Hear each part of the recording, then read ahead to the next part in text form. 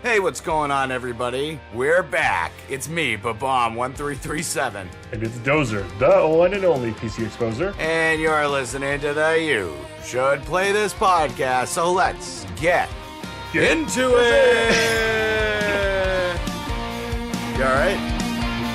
Yeah. Okay. Drink some water. Drink some water. Okay. Yeah.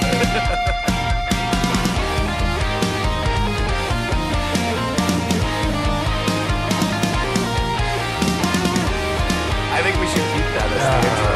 Water. Yeah. You know, kids, when it goes down the wrong pipe. It's like, let's get into it. Old men coughing. Oh, man. And it's probably like this for a lot of people out there. I don't know. It's hot. It's hot where I'm at. It's super hot. Well, welcome to the You Should Play This podcast. Welcome back, James. I miss you, buddy. We've been gone. I miss you too, man. We've been gone for a while, but we're back. It's the summer. It's the summer. Yeah. What do you want? We don't get paid to do this, so we do this for fun. So sometimes we get busy and things happen. James, I mean, you've been out and about and floating around. I've been out and about and floating around, and it's. Yeah. I mean, anything new to? It's been what, about 2 months since we've sat down and done this. Yeah, it's, there's been some life's adventures, taking you places. I've definitely changed it up a little bit, moved into a house, got a new job. So Good Lord. definitely going to take some time off for that. I mean, oh, yeah.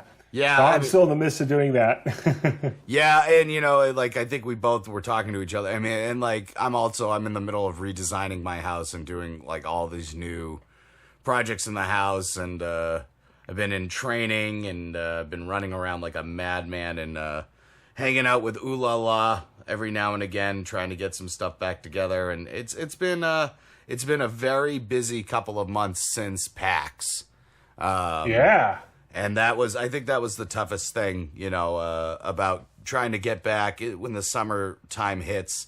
But we need to give the You Should Play This universe something to listen to in their car rides, something to enjoy.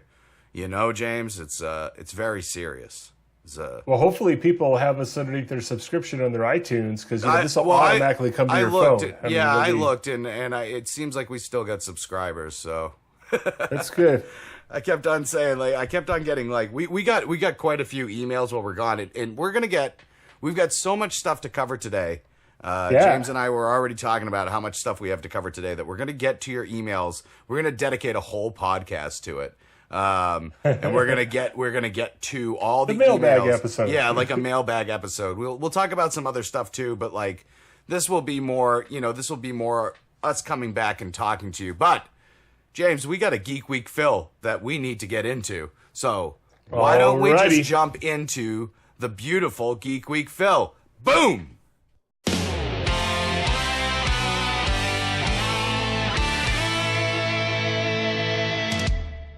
Nintendo just announced they are releasing a classic retro system with 30 built-in games that will utilize an HDMI port. Also, this will use classic NES controllers. Let me check here. Yeah, take my money. Pokemon Go. Electronic Arts just announced a huge price drop in Origin Vault this summer. Can't wait to see the sale items that will be. I wonder if they will bring back NBA Street Volume 2. That game was sick. What? Pokemon Go.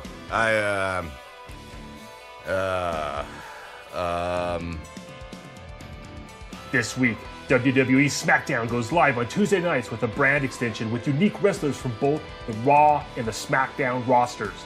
That also means more pay-per-views a year and more rivalries. Hopefully a women's tag division as well, because that would be hot as hell and you can't teach that. I'm obsessed with Pokemon Go. Do you guys get the joke? I've been doing it the whole time. Do you get this? The game came out last week, finally doing something that parents of gamers haven't been able to do ever. Get your kids to willingly go outside and exercise. And yeah, kids are walking into traffic and getting lost, but that's just crappy parenting. This has been your Geek Week Phil. And that might be news to you.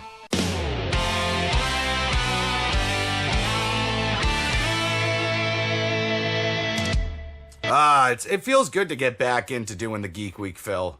I mean, it's all that news. Yeah, you know, and I like the tagline. The tagline's pretty rad, you know. It might be news to you. It probably isn't. Some people, you know, a lot of our fans are constantly reading what's going on, and they know it way before us. So it's just kind of like a little fun addition. We're kind of a lazy man show, you know. Sometimes it's, you know, we're a gamer's gamer, you know. Yeah, exactly. That's it, you know. I've been James, do you have allergies up? I mean, you just moved into a new area. And you're getting used to like, you must be getting massively sacked with allergies. Oh yeah, dude. It's just getting back to my childhood, man. I mean, I used to have a lot of allergies childhood, and then I moved to a place that didn't have as much plants. I'm still allergic to things there, but now it's like, getting get back into the allergy seasons here. And it's crazy. Well, I never had allergies here growing up, and then when I moved to Los Angeles, when we met, I started getting allergies. The cactus pollen. It turns out I was like super allergic to cactus pollen. I had no idea. And, oh dang! I didn't know there was such a thing. Well, yeah, Maddie had it too. There was a lot. It's like a lot of people who weren't around it for a long period of time. Like, which is kind of interesting that it never hit you. But like a lot of people get it. Well, I grew up with cactus. I grew up in Wyoming. There's cactus. Oh, there's cacti. Wyoming. There's cacti everywhere there.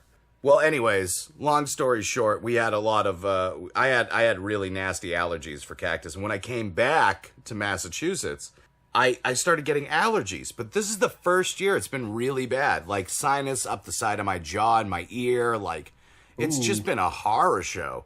Yeah. You know, and it's been a pretty crazy. The rain's been weird, seasoned, and like, allergies are the worst. But I'm still going outside and walking around like, 6-7 miles a day trying to collect Pokemon. So it really hasn't stopped me too much. So, what's funny about that game is like, you told me, start playing Pokemon Go. I downloaded it on my phone, and then I started watching the news, and then I heard about everybody, like all the news, latest craze, and I was like, heck no, I'm not going to get involved with this right now. I don't have... So uninstalled. Yeah, I don't have time for new friends in my life right now, Pokemon Go. Yeah, it's minorly obsessive. But, we can spend a lot of time talking about it. But I think I'd rather talk about some of the stuff that we missed. And one of the big things that we missed, and I'm sure everybody's waiting to hear our opinions on this crap, is E3. So the topic of the day, baby, is E3. E3. Yeah. What's up with that?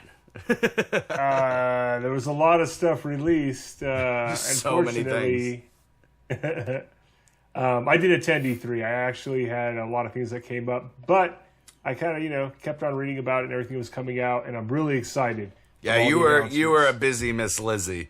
You did not have time. Yeah. And that is okay, because you can't teach that. Don't worry about that, my friend. It's have life. Plenty of things. Yeah, we have plenty of wonderful things to talk about with E3. And I think where better than to start with Nintendo? Yes. I mean, oh my gosh. I'm going to buy a Wii just for this game. So I'm going to sidetrack really quick on this whole Nintendo concept, though. They did not do nothing to talk about the NX at all. Like, there was, like, very little mention of the NX at E3. They were like, yeah, it's a thing. Because in years past, it's always been like, dude, when the GameCube came out, they're like, we're working on something else right now. Believe me, it's happening. And you're like, all right. And by the time it gets there, it's not cool. So I'm super excited about the NX because it's completely like, we don't know what it's going to be. We really have no idea. Like, the things that people are saying is like, oh, it's going to be a handheld system, or it's going to be a controller, it's going to hook to your TV, or it's going to be part of your cell phone, or it's going to be... Dude, at this point, like, I would believe... Exactly. At this point, I'd be like, it's going to be a microchip that's inserted in behind your eye, and you think you're... It's fine with me. At this point, I don't care what it is. Nintendo's ripped open the space-time continuum and the transdimensional traveling in your living room. We are finally going to do that. I have been waiting so long. But like, so no mention really of the NX. They kind of like were like, yeah, we're doing it. Don't worry about it. When it comes, which is a beautiful thing, and I really appreciate Nintendo sticking to sticking to their story on it and moving forward with it. It's really exciting. But what is more exciting than the trailer for The Legend of Zelda Breath of the Wild? Oh my gosh. I mean, dude, all I can think of is how much I love Skyrim. And that's kind of like my bar, like a gold standard of Sandlot games. And oh my God, this thing, it looks like it's 10 times bigger than Elder Scroll. That's insane. The map itself is 10 times bigger than Elder Scrolls. That's insane. That's a gigantic map. I remember hearing that statistic, and I was with the Moose, and I turned and I looked to him. I was like, what are you going to do in that game? Like, how is that even possible? It's so exciting. Like, it's going to be, it looks amazing. And they didn't skimp out on the concept. They know there's going to be amiibo play involved in it. How many different trials? They got like tons of trials. Like mission modes in it. Like there's like 100, right? What is it? Oh, dude, it's just crazy, man. There's gonna be it's right here. Be a big game. It's gonna be huge. So like that's super exciting for any Legend of Zelda fan. You're finally getting that same adventure feel that you got from like I would say A Link from the Past, Ocarina of Time. Like, not to say that the games that have come out in between aren't good. Some of them were received differently than others. Wind Waker was a great game. You know, Hyrule Princess was a great game. There were Twilight Princess. I mean, Hyrule Warriors wasn't received that well, but it was still an alright game. But this is taking it back. This is the Legend of Zelda, and they are not messing around. It looks unbelievable. What more can I say than just like take my money? I mean, as I said, I will go out, but I'm going to buy. I mean, what, $300 for a Wii? I don't know if they'll bundle it or not. Who knows? Maybe it might be it's going to come after the last hoorah of the Nintendo Wii U system, right? Because I think that ends this year, and this comes out in 2017, if I'm not mistaken. Yeah, this is a 2017 game. I believe its second quarter was the release, but okay. But that's okay. That's still all right. And you know what, man? No big deal. The Wii U at this point is going to drop in price. Nintendo has a way of like keeping their systems at a solid price for a while, and then all of a sudden, you know, they go from $299 to $250 to $200 to $149, and that means a new system's coming out. And it always happens in like a 6-month period. So yeah, maybe Merry Christmas to me. It might be Merry Christmas to you. You know what I mean? Another thing that I'm kind of excited about, and I know this isn't really your thing, but I'm a party game freak. When it comes to and I'm not talking about Guitar Hero and crap like that. I'm talking about the real party games, like, you know, Mario Party. I'm talking about Nickelodeon Party Adventure. I'm talking about the Muppets Party Cruise, baby. I'm talking about the Pac-Man Namco action, whatever the heck it's called. That was a great game. That was actually a lot of fun. It was a good game. And then there was like the Sonic one that was on the Dreamcast. I like all those games, and I like them all. They're all terrible games. Except for Mario Party always had a kick in. But when Mario Party 8 came out on the Wii, that's when things started really going downhill for them. They started like implementing all the motion controls and stuff like that. And they didn't quite have the hang of it right. And then they kind of half-assed it with Mario Party 9. And they were like, oh, we're going to put everybody on one thing instead of making it a competition game. Everybody kind of wins based on their... And you're like, dude, Mario Party was always the game that like ended friendships. It was like such a great game for that reason because it was so competitive. And then 10, they just blew it. It was just not a very well put together game. With this game, Mario Party Star Rush, coming out on the Nintendo DS, it really looks like they're going back. They've got that new Mario Party look to it, but they have some of the original concept maps, and I think it's really gonna, you know, revitalize the franchise and get it back into the kind of swing that it needs to be in. So I'm kind of excited about that. The maps look great. There's going to be some awesome characters to play with. Dry Bones is in it, and that's all I really care about. I'm a Bomb and Dry Bones kind of guy. So it's really exciting to see that. And another thing that we saw at E3 from Nintendo, and I'll just touch on this real quick, was the new game that's coming out called Ever Oasis. And it got I know nothing about this game. And that's cool. It got a lot of like really cool praise through the trailer. Really cool introduction, a huge talk session on it at E3, which I sat and watched the whole thing. The women who were talking about it were absolutely beautiful too, so that helped. Always. But action RPG, and it's very reminiscent of Quest 64. And if you ever played Quest 64, you'll know that it was just this beautiful action RPG concept where you had kind of turn-based movements and tons of different like level up concepts and town concepts. Very, very fun games. And now we're moving into the more modern era of it, and it looks on the DS, it looks phenomenal. I've never seen DS graphics look so clear and pretty. So I'm really excited to see this game and build up your town, build up your communities, and specialize your skills, buy new equipment upgrades, and then go out and just grind and fight and quest. It looks like a game that might become a new Nintendo franchise, which, you know, maybe not in time for the end life of the Wii U, but maybe for the NX, and making it another one of those new titles that they're talking about coming out with. So it's pretty cool seeing that. Pretty interesting. It looks really good. And if you haven't checked out the trailer, check it out. Ever Oasis. You can check it out on the Nintendo E3 website. They have beautiful trailer for it and a very long Q&A, which I was super into. Microsoft didn't have much this year. No. That's okay with me, though.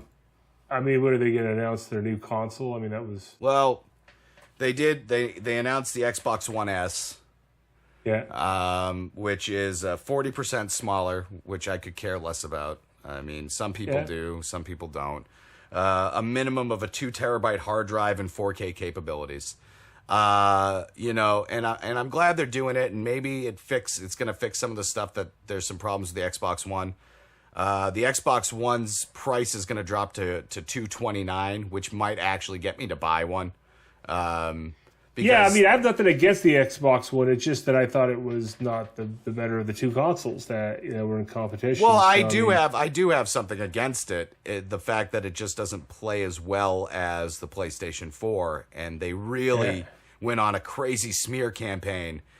I have a problem with companies that can't back up what they're selling. I've always had issues with it.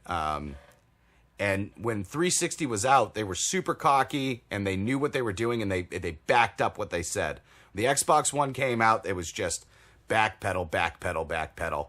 And hopefully this will, I mean, the two big things that I heard from the E3 conference was they're releasing more games for gold. Whoop-de-doo. So you get some older Xbox games for free. Congratulations. And Xbox One S, this is coming out with a 2 terabyte hard drive. It's, you know, got 4K capabilities. It's super exciting. And Xbox One, the big clunky system now, is getting a price drop. So, you know what? For that same $300, I'd rather buy a regular PS4. But dude, the 4.5s are coming out. And I mean, it's the same thing, you know, bigger hard drives and 4K capabilities. But well, let's just get into it then. Sony announced PlayStation 4.5 with a 1 terabyte to 4 terabyte hard drive and 4K capabilities. This is the other thing. When Sony announces something, they go, "Yeah, we got options for you. You can buy this, you can buy that. We recommend this, but if you don't have the money, buy this." This is kind of Sony's thing. It's been its thing since PlayStation 3, PlayStation 1, PlayStation 2. They know the models. They know their market. They release things that people can afford, Or Yep. if they want to step it up, they can buy the next, version up. But you want to get the 4-point games. Why do you want to get it so bad? Well, now, I mean, I remember at the beginning of this year, I was saying, 4K TVs are a little on the expensive side. Now, I mean, you could buy like a 50-inch 4K TV for under $500. Yeah. And not that it's that much better than 1080, because I honestly think you'd be totally fine with the 1080.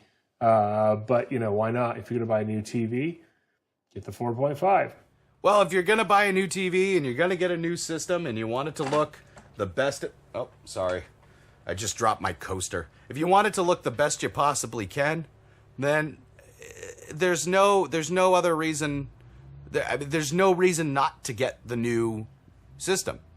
I have my PlayStation 4. I'm perfectly content with it. I have a 1080 TV. I'm not upgrading my TV anytime soon. I just bought these. I like them. They're very nice.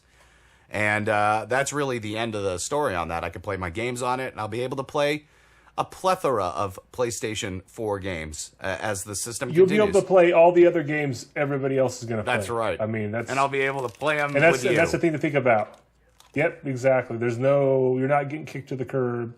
It's 4.5's just got better capabilities of doing 4K graphics. Yeah, and that's you probably won't know the difference. Well, I know I won't because I need glasses and I refuse to get them. So I'm just saying, unless you're playing on like a movie theater, I mean, you're not going to see the Oh difference. yeah, definitely. Another thing that's coming out is the new Gran Turismo sports game for PlayStation. They had a big expo on this. Oh wow, yeah. It looks phenomenal. And here's the thing, the past two, Gran Turismo 5 and Gran Turismo 6, I really like the Gran Turismo series. I've been playing it since PlayStation 1. I play it, and I still play Gran Turismo 2 on my PlayStation 1, and I've got memory cards upon memory cards of card data. I love the idea of being able to be... I'm not like a super... I'm a mechanic at work. I'm not like a car mechanic, but I like the idea of fine tuning and tweaking things. Hence me working in the field of working on very teeny, dental equipment and stuff like that. But like the beauty, Nice. the beauty of these games is you're able to torque your car out to such a fine way that you're able to actually drive it the exact way you want to drive it. And there's no, arcade steering. This is precision steering, precision movement, and very active collision areas. Like you'll be able, everything you hit, it's awesome. And Gran Turismo has always been the hit for that. But the past two have kind of been knocked to the side by the Forza series. I think they're really trying hard and they're making it look like they're going to kill it with Gran Turismo I'm Sport. a big fan of Forza. Yeah, I'm a big fan of Forza. I just got Project Cars. Can't wait for my steering wheel to come in when my rest of my house stuff comes in. But what other reason to buy the new Gran Turismo that it's going to be VR supported? I mean, Yeah. that's going to be awesome. That's going to be huge. I'm saving up cash on the side to get my my VR headset. I have a couple of games I want to play, but get this game just for that. Yeah, reason. I mean, it's going to be just amazing being able to play VR with driving. It's going to be cool. I'll have to turn like the fan on and be like, this is cool. And then last, one of the things that they did say that was really cool that PlayStation is announcing is Last Guardian. And this has been a game that's been in the making for a couple of years, and I've seen trailers over the past few years. So this was really exciting to see. They're finally putting it out, and hopefully we'll get it by the end of, I think it says October. Last Guardian is basically the never-ending story, but the video game. But it's just, it's different characters and everything like that. But just the amazing wide world of fantasy with... Yeah, I'm just looking at the graphics. It is. That's the word you have to describe for it. It's just amazing looking. It looks... It's going to be one of those games where, like, when the game first came out, you just wanted to play it just to see what it looked like. And there's so many different games that have come out over the years that haven't been the best game, but they look so damn good. And this one, I think, is going to be able to be an amazing game and look amazing all at the same time. And they've really put a lot of time and effort into it, unlike the mighty number 9. So I'm really excited. Oh. I'm really excited to see this game come out. Some of the flops this year from release was definitely that's a great one to talk about. That came out on every single system known to mankind, and I so wanted it to be good. I'm so bummed. I finally deleted it off my hard drive a couple days ago. I waited till the Moose came over. I was like, you gotta play this. And he's like, well, and it was funny. He's like, I never really played any Mega Man games. I was like, really? So what? So I loaded up. Gamer? I know, right? So I loaded up all the Mega Man. Yeah, I've got the Legacy collection.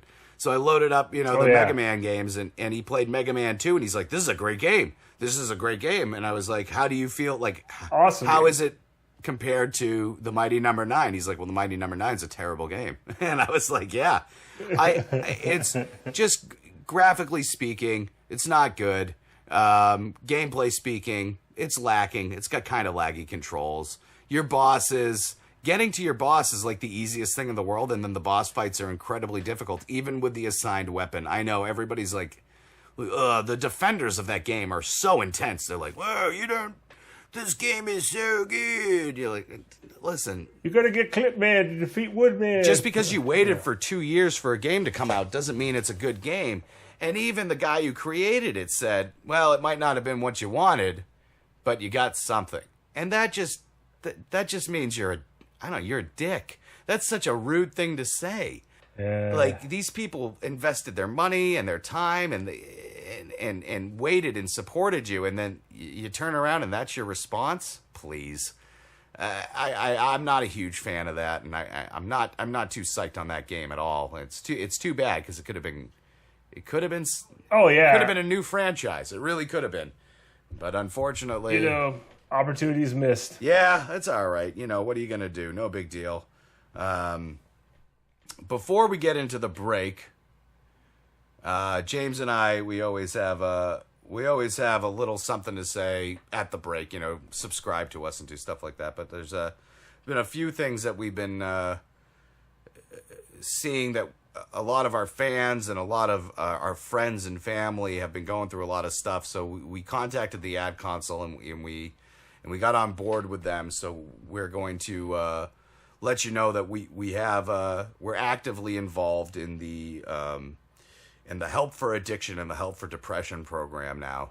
And this is something that we're going to be working forward to. And addiction comes in many forms, sometimes with us and sometimes with our family members. And it's never easy, really, to deal with.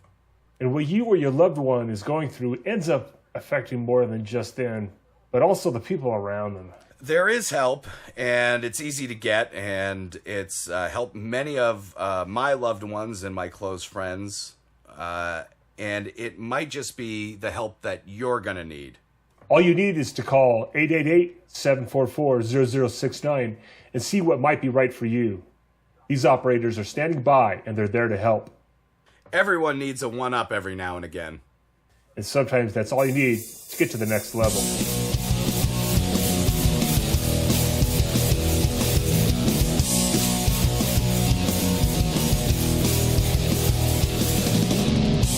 Everything is a wrecking ball. There's no other way to explain it, 'cause I hate it. Destruction is evident. There is one last thing I created. Now I'm jaded. Let's kill ourselves and burn this hellhole to the ground. Nothing can be lost if it was truly never found. And I know the story goes like we will always be alright. Yes, you got yours and I've got mine. So let me go out. Let me go out. Let me go out.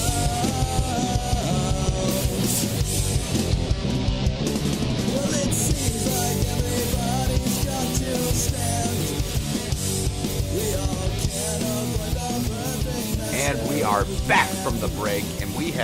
exciting PPR for you today, folks.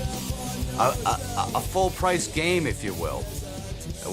Hey, this is one of the few games I wanted to pay full price for. Absolutely. What a little snacky cake for you folks. What a little treat as we delve into the wonderful world of, what is it, James? Doom.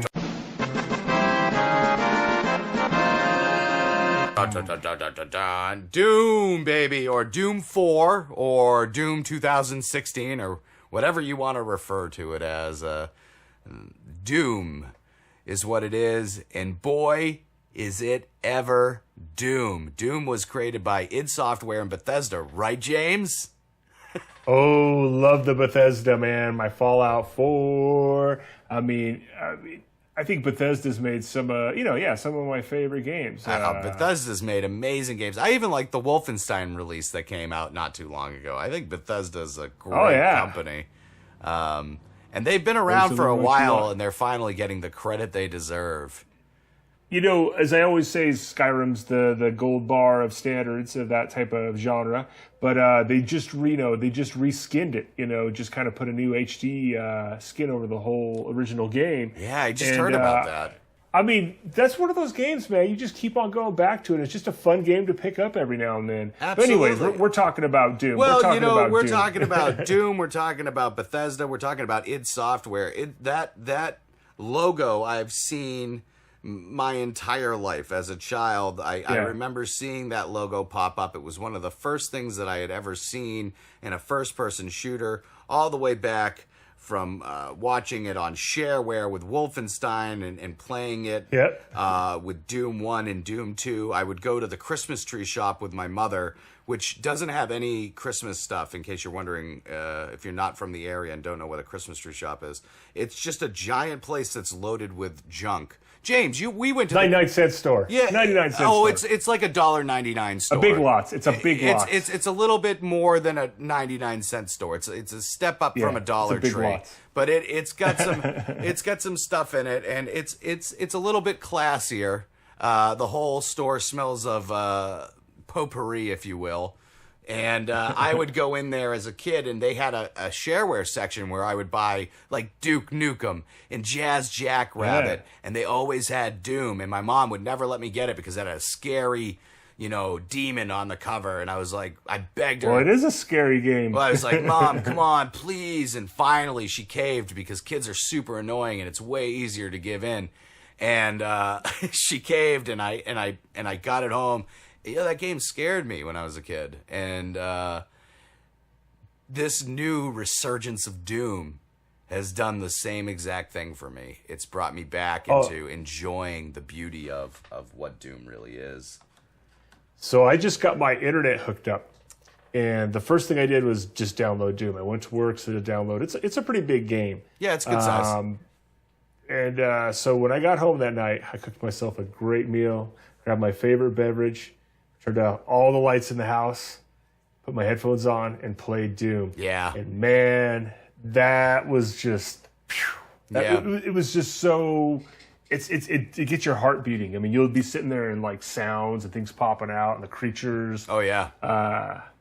It's a Doom game for sure. That's why you play Doom. It's horror. Absolutely.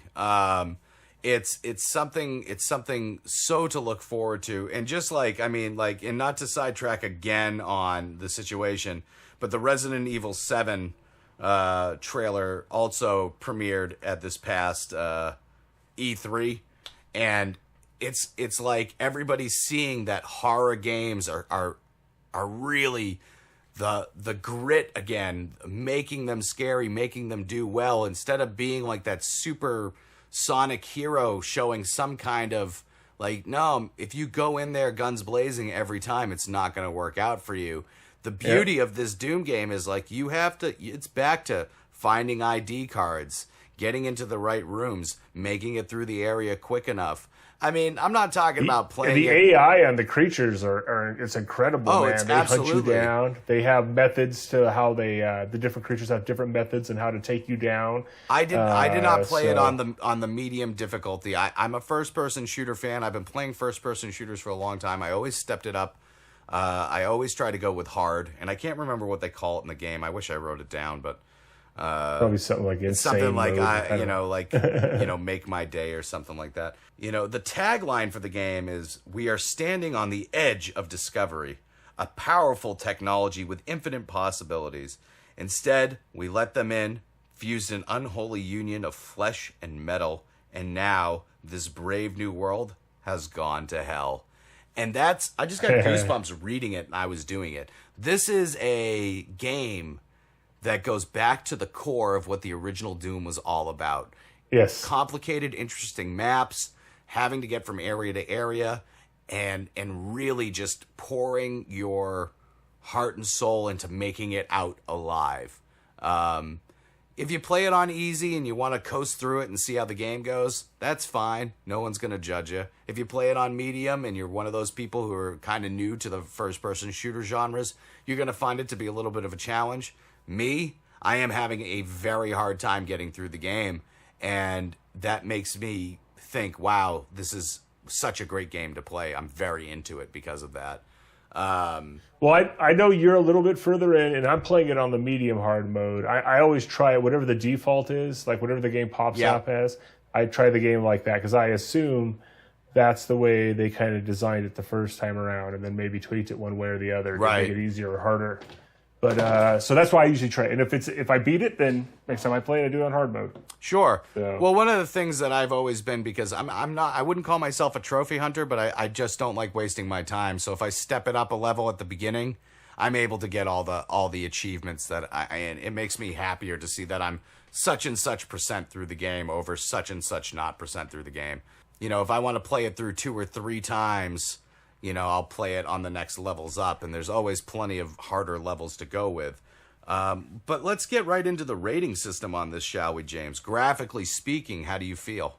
Oh my goodness, I love it. I mean, I give it an 8. I don't know if there could be anything better, but it's phenomenal. Yeah, I'm on the same level with you, 8. I think the attention to detail in the ships and in the inside areas and in the outside when you're on the actual Mars core, and you're looking at the demons and the infested and the people who are, close up when you're looking at the characters, it's beautiful. Graphically speaking, and it moves so fluently. There's hardly any lag at all, if any, in certain areas. It's just a beautifully put together game. Very well worked on. Gameplay, James, hit me with a number. So I've been playing on the PC, and when you hit F, when they start glowing, they're blue. You hit F, and you do a finishing move. So it's really easy to do. So I find myself doing finishing moves. It's so fun to do, and the experience. It's like, so that goes into the gameplay part. So absolutely. Sometimes you start off with a little blaster, which I end up using a lot too. I've upgraded mine quite a bit. Some of the game reminds me of you remember the Shadows of Mordor? That came out a couple of years ago. Where you kind of look at your battlefield, you see the guys kind of walking around, and you start like assassinating some. You try to take it out, so you kind of clear the field, but when you get down there, something's going to pop out at you. So I thought it had a lot of great controls in the first person. You can jump up and get on ledge. If you see something, you can run, jump, lift yourself up. So it's very. You're not. I don't know if you could be like bouncing off walls like some people have jetpacks and stuff. I don't know if that has it in the game, but just the basic first-person shooter like movement it's phenomenal. Absolutely, absolutely. Give it a 9.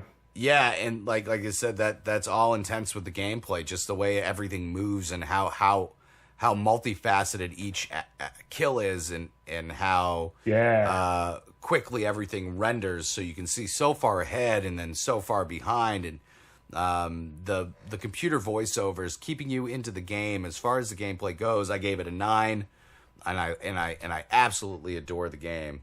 Soundtrack, James. Dude, it's an awesome soundtrack. Yeah. Everybody knows what makes a good movie. They say 60% of it's its sound. I would definitely say this was just the best type of frosting you could put on a cake. It was definitely a great, soundtrack for the game. What more can you say? The explosions were great. The music is great. It's very atmospheric. I gave it an 8, so I don't know what you gave it. You know me, I'm very nitpicky. Oh, yeah. I'm very nitpicky when it comes to sound. I couldn't find an issue, James. I gave it an 8. It just sounds phenomenal. It's so well done, so fluid, and it'd be one thing if it'd be one thing if I was floating around in the game and then weird sounds would go off. I could find something to nitpick about. It's just like everything's triggered so perfectly to the screech to let you know that there's a enemy near, to the sound effect of the music starting to bump up to let you know that an event's about to happen.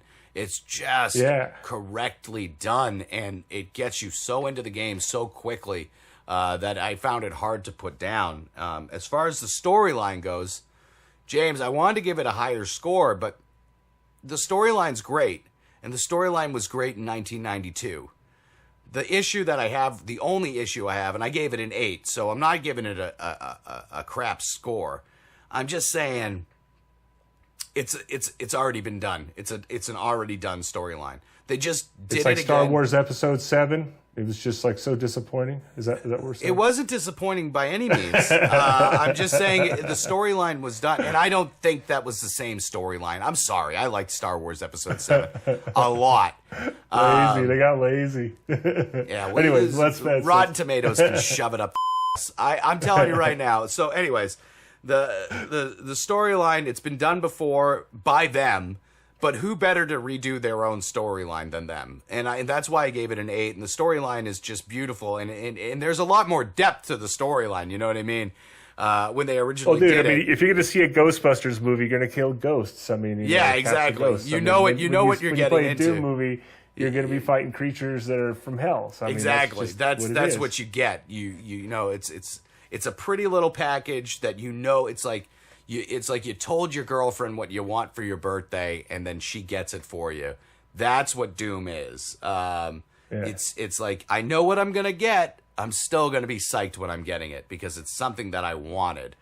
So as far as that's concerned, I gave the storyline an 8. James, we're even scored, man. What can I say? I gave it an 8 too. I mean, it was for all that, I haven't played it as far as you did, but just immediately, I mean, it just got me hooked, and I felt the urgency to get to the next checkpoint. So I'm really excited to see how more of the game unfolds. I'm kind of in the midst of catching up on a few other games right now, so I've been putting that third on my list to play each day. But as I've seen, it's like Doom is like Doom's great. Yeah, multiplayer. I don't know if you've gotten a chance to hop into multiplayer or not yet, James. No, I'm going to tell you. Usually, when I say no, I give it still a fair rating. So, well, I mean, anyways, you go ahead. The multiplayer in this, and if you even researched it a little bit, people have had some issues with it. I gave it a 7, and here's why I gave it a 7. The multiplayer, once you're in the game, everything's awesome. The way that your character levels up to get new guns and new mods, I feel like that happened rather quickly in the game, which left a lot to be desired for certain things. But one of the big things that I had a problem with was the actual matchmaking screens. And they might have improved it. I haven't played multiplayer in about a week, I would say.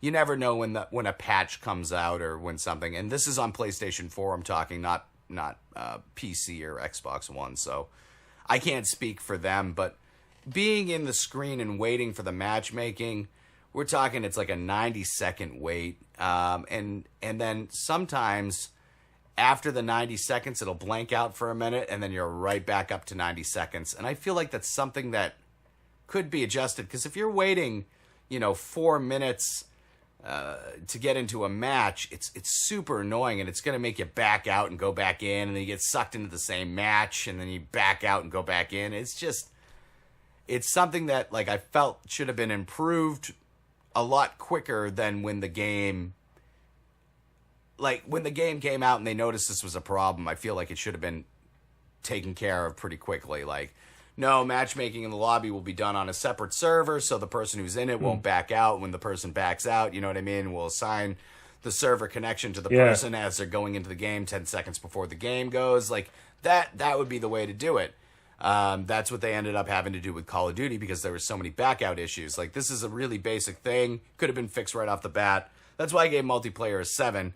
It wasn't that it was a bad thing. It's just that's what I ended up giving. But round and round, I think this is the highest rating I've ever given a game on this podcast. I gave it an 8. And it deserves every single point that it has. And an 8 is great.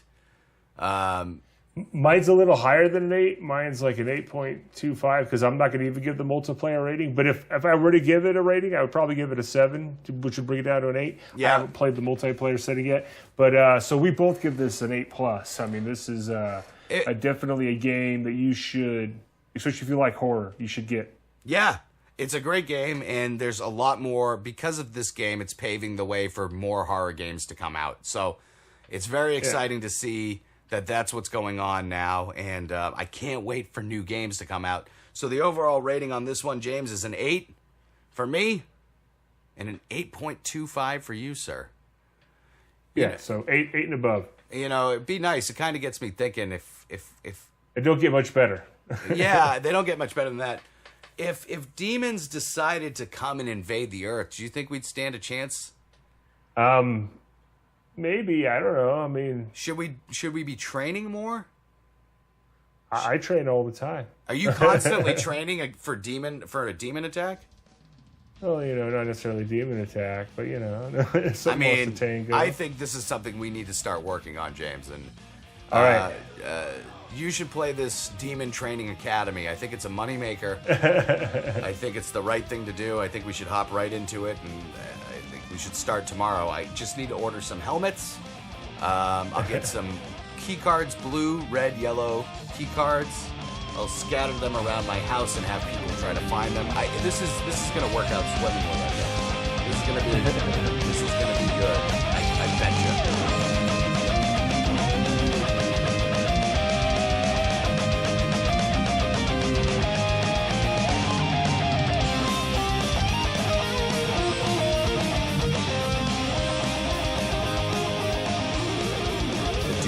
Rabid dogs at your house or something. Oh, yeah. Absolutely. Well, no, let's just start playing God and creating demon dogs. I think that would be the right thing. I shouldn't say anything like that. PETA will be up my ass so far. It's a joke. It's a joke. All right, let's fade out the music. All right. Hey, folks, it's Babam1337. And this is Dozer the PC Exposer. And we have another PSA brought to you by You Should Play This. Everyone needs a helping hand from time to time. We don't always have the ability to answer the big questions on our own. When we are hurt and confused by what happens around us, sometimes it's hard to see the light at the end of the tunnel. But believe me, there is one. If you're like 1 in 4 people in the world, you suffer from a form of depression, and you are definitely not alone. To get help, it's as simple as calling 800-273-8255. They answer 24 hours a day and 7 days a week. Or go to the website at suicidepreventionlifeline.org and live chat with a representative.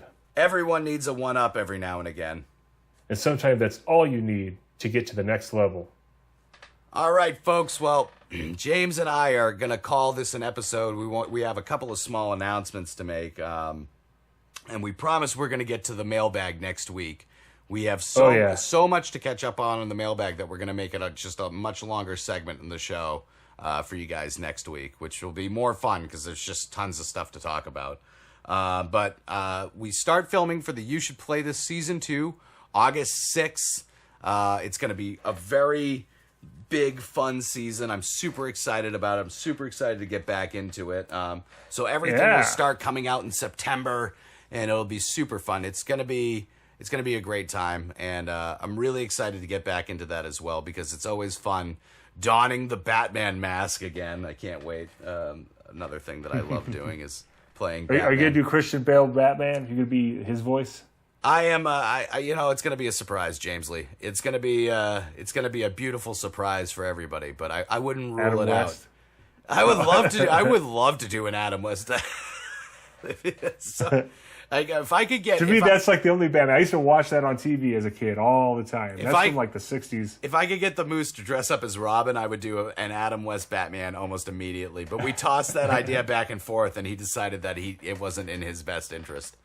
So we're gonna do a short film for the first episode. So it's gonna be really cool. I've got a lot of I almost have a production. I have a production team. I have producers on this. It's actually kind of a cool thing that you wouldn't normally see us doing. So I'm really looking forward to that. So it'll be a lot of fun. And James Lee, you've got some episodes coming soon as well, I believe. Yeah, and actually I've been working on some new footage. I found a couple of really great games I want to show everybody. So hopefully I'll get motivated and get those out soon. But yeah, keep looking for those. Absolutely. As usual, you can find us on Twitter at Should Play This, on Facebook, Instagram at You Should Play This, and our website, www.youshouldplaythis.com. And go to look us up on YouTube as well, man. Subscribe to our channel. You can watch everything. Yeah, that'd be awesome if you did that. I would really appreciate it. As a matter of fact, while you're listening to this, even if you're driving, just open up your YouTube app and... Oh, wait, there's a car in front of you. Oh, watch out. Oh, Jesus. You almost hit that cat. Just wait till you get to your destination. Obviously, replay. Just set yourself a reminder. Say, Siri, remind me to subscribe to You Should Play This. Or you could go the medieval fashion. The medieval way of memorizing things. It's like you have to associate something with You Should Play This. So maybe think of something you like to play with. And then when you think of that, when you get to your destination, it'll remind you to you should... Right. Anyways, yes, your way is probably easier. Just open Siri. Just you know what? Just get it done. Just do it. Just stop thinking about it and just do it, like Nike says. And also, of course, our Twitch account, which is You Should Play This, where Ooh La La and Little Maddie, he gave us a gamer tag but didn't go by it once while he was twitching, so I'm just going with Maddie because he kept on saying this is Maddie. So it's Maddie. He's our boy. He's great, and he's playing Overwatch, and he really enjoys it. So the one and only, and the one and only. There's only one Maddie in the world. That's our Maddie. and then of course James and I will pop on from time to time when we have a little bit of extra time and. I always use a webcam on the PlayStation 4 when I'm twitching, so please ask questions away. It's always fun. So that Twitch account is You Should Play This again. And awesome.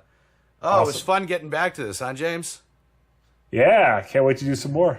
I know, man. We'll be back every week again. The schedule is back on track, baby. So we really enjoy doing this, and we enjoy talking to you guys every week. My name is Babam1337. And this is Dozer, the PC Exposer. And we will see you next time. Goodbye. See you later. All right, man. Woo! Just shy under talking for an hour and 20 minutes. That's good. We should be able to cut that back. I'm hitting stop now.